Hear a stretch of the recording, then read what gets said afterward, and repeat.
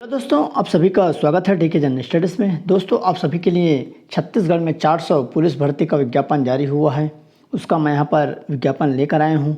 साथ ही साथ व्यापम में 4000 पदों पर भर्ती होनी है। जल्द ही इसके लिए नोटिफिकेशन जारी कर दिया जाएगा। तो 4000 पद व्यापम में क्या क्या रहेगा उसको मैं नीचे बताऊँगा, तो वीडियो में बने रहिए। दोस्तों, ये पुलिस जो भर्ती है काफ़ी महत्वपूर्ण है, चाहे कोई भी संभाग के लिए रहे। तो चलिए देखते हैं। दोस्तों, चैनल में पहली बार आएँ तो चैनल को सब्सक्राइब जरूर कर लें। साथ ही साथ बेल घंटे के ऑल बटन को भी प्रेस कर लें, क्योंकि इस चैनल में आपको यहाँ पर निःशुल्क तैयारी करवाई जाती है।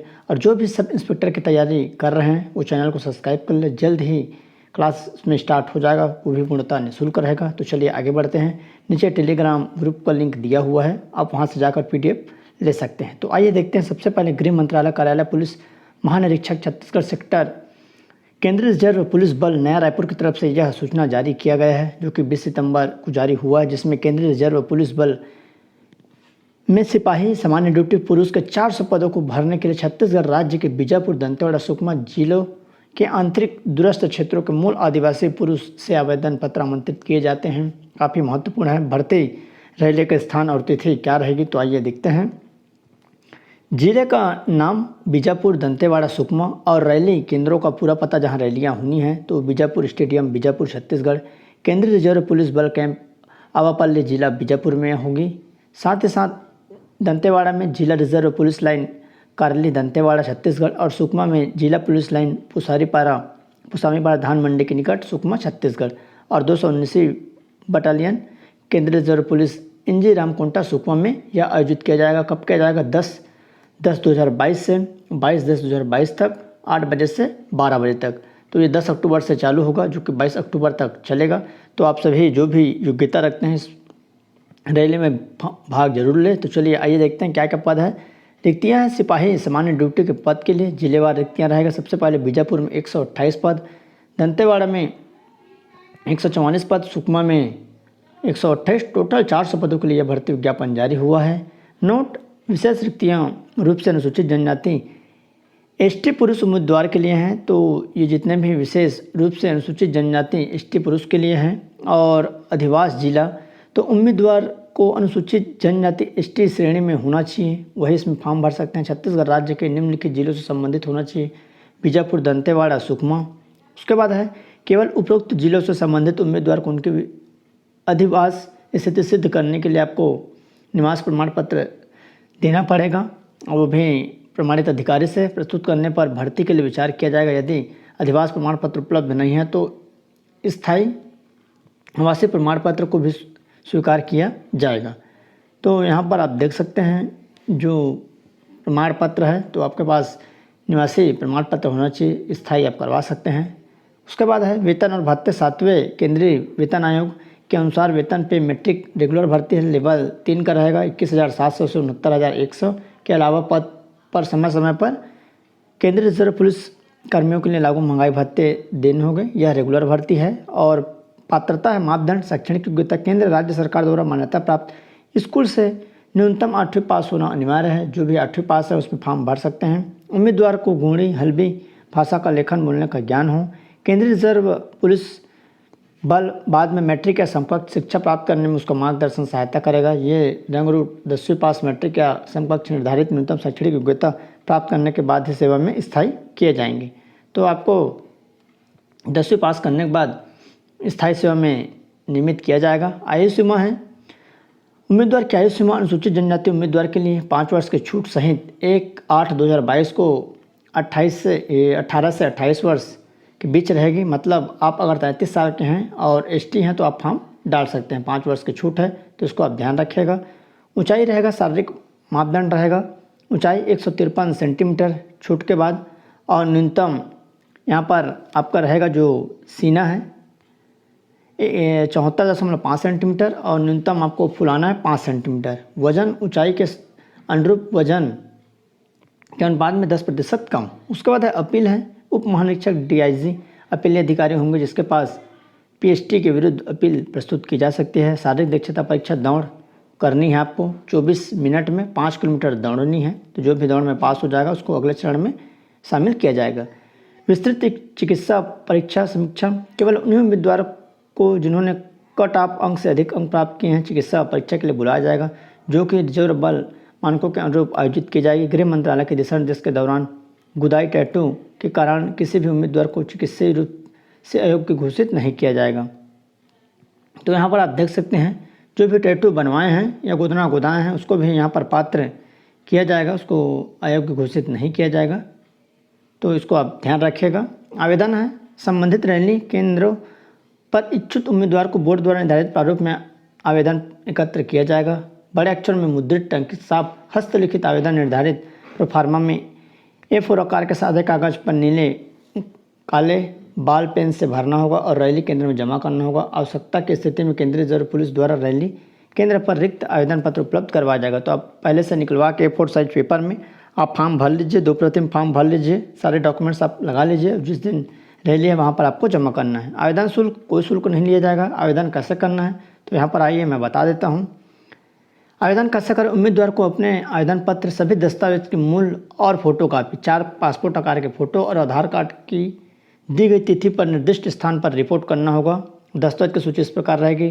शैक्षणिक प्रमाण पत्र 8वीं कक्षा या उससे ऊपर का, जन्म तिथि के समर्थन में दस्तावेज, आधार या शैक्षणिक प्रमाण पत्र, निर्धारित प्रोफार्मा में अनुसूचित जनजाति ST प्रमाण पत्र जो स्थायी जाति है और अधिवास प्रमाण पत्र डोमिसाइल सर्टिफिकेट स्थानीय निवासी या स्थायी आवासीय प्रमाण पत्र जो कि परमानेंट रेजिडेंशियल सर्टिफिकेट है। और लिखित जो परीक्षा होगा, जिन उम्मीदवारों को PST PT में योग्य घोषित किया जाएगा उन्हें निर्धारित तिथि और स्थान पर लिखित परीक्षा के लिए बुलाया जाएगा। लिखित परीक्षा में 2 पेपर होंगे। तो आइए इसका सिलेबस बता देता हूँ। पहला जो पेपर होगा, पहले पेपर में गैर OMR आधारित वस्तुनिष्ठ प्रकार के बहुविकल्पिक प्रश्न होंगे। तो इसमें OMR सीट नहीं होगा। पहला प्रश्न पत्र 100 अंकों का होगा जिसमें 100 प्रश्न होंगे। प्रश्न पत्र की अवधि 2 घंटे की होगी। लिखित परीक्षा का प्रश्न पत्र हिंदी, देवनागरी लिपि और अंग्रेजी भाषा में सेट किया जाएगा।